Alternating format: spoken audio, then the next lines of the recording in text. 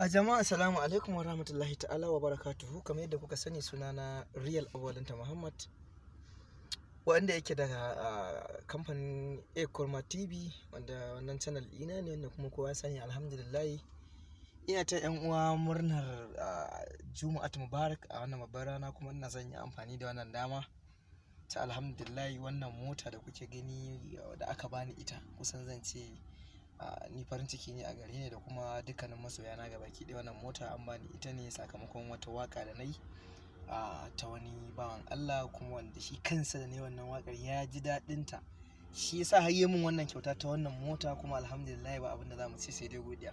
Saboda haka ba abin da za mu ce da Allah sai dai godiya. Mu nasarorin da muke samu ga al'umma gabaki ɗaya, da kuma irin gudunmuwar da al'umma kuke bamu, da kuma jin mu a gari gabaki ɗaya, irin waƙoƙin da muke musu, alhamdulillah ba abin da za mu ce sai godiya.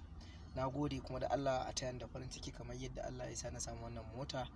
Ni kaina ina farin ciki sosai sosai sosai sosai.